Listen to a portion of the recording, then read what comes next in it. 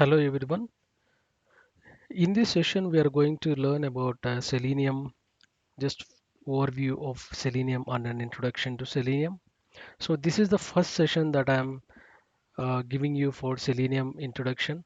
So there are different other technologies as well you can learn for kickstarting the Selenium. You can go to my channel and you can see the channel name as Knowledge Share. There I have explained about core Java concepts and few OOPS concepts as well, which is just a prerequisite and basic knowledge that you need to gain to learn automation with Selenium. Okay, so let's start with Selenium introduction. What is the Selenium? When it started? Who started? So all these we'll see in a brief, and then we'll start with the practical examples in upcoming sessions and the architectures view as well. So coming to Selenium overview, we see what is Selenium. It's free open source framework. It's not a single tool. It's a combination of tools. It's combination of packages. It's combination of different design patterns. Okay, so open source. This Selenium has is a open source and it's compatible with the different languages. And who developed this Selenium? So Selenium was developed by Jason Huggins in 2004. He is from ThoughtWorks and he started working in on web applications, and he found that it's a very tedious task to test the application always multiple times, or a regression you can say, if you are aware of a manual testing. So in order to avoid this, Jason Huggins designed a few programs on JavaScript and then used that JavaScript programs to run against the applications. So that's when this Selenium introduced into the market in 2014, and the first language that is applied to for web application automation is using JavaScript. So coming to advantages of Selenium, it's a open source, and Selenium is open source, and you can also integrate with Java, which is again a open source. So it is compatible with the different kinds of languages like C and VB script, C sharp, and Java, Ruby, Python. So different kinds of languages are supported for this Selenium. And it's platform independent. You can use in different operating systems, and it's cross-browser compatibility. You can execute or you can test your applications in different platforms, and you can also use the Selenium concepts in automating your mobile applications, different devices, and you have very good community support as well, and it's very easy to implement. You already will have different packages available, and you can extend those packages. You can rebuild, remodify all those things. So that's very easy to implement in Selenium. And readily available jars and packages is the very good part of Selenium.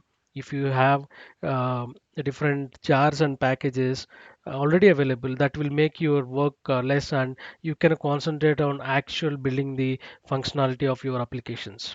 And GitHub contributions, even these different Selenium projects are pushed into GitHub. You can export the projects from there, built with different frameworks, and you can practice as well. That's the best part of Selenium. And coming to limitations of Selenium, Selenium does not support window-based applications, and it also do not have a built-in good reporting things. But still, we can overcome these reporting part by using some other third-party packages, and we can build very good reports and for sending it to client. And also you cannot automate the captchas and OTPs using the Selenium. It's not only this one, but any other tool if you take, it's difficult to automate captcha and OTP. And limited support for image testing, that's one of the limitations. But however, most of the applications are now being built in and web applications, so I don't think so that desktop applications is not that market now, but web applications are having a huge market. So that you have to keep in mind while choosing this Selenium as your professional career. And coming to prerequisites. So to learn Selenium, what prerequisites you need to do? You need to have.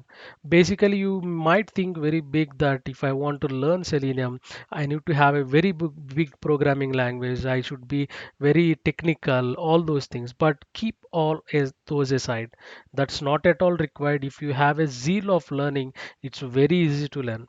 If you have a basic knowledge of any programming language, that's enough for writing your scripts in Selenium and testing your web applications by automating them. So basic knowledge is enough, and also the knowledge of manual testing will be add on. That means you might already be in manual testing. That's the reason you will be shifting to Selenium. That's obvious. So having good strong skills while you're automating manually, that will help in applying the same in the web applications automation. And also, while you do automation, you have to think in a business perspective. So you have to have a flexible framework, or if you should design a very good framework and code that makes the application strong, and the application finding the bugs and all those things should be very easy. And you should be thinking in a business perspective, and also think in a user perspective as well. Whenever you are testing an application, if you think in user perspective, then you will be able to write a code in such a way that it covers all the testing criteria of a web application. So start thinking in an user perspective. So using these four criteria or using these four simple prerequisites, you can kickstart Selenium very well, and you can get in through that, and you can be a successful automation tester in Selenium. Now, coming to Selenium architecture, this is not a complete Selenium architecture. We will see architecture. There are different architectures for each of these, which you are seeing. You have an architecture for Selenium driver, WebDriver, RC. For each of them, you have a different architectures. So, as I said you in the first slide, that Selenium is a combination of tools or combination of packages.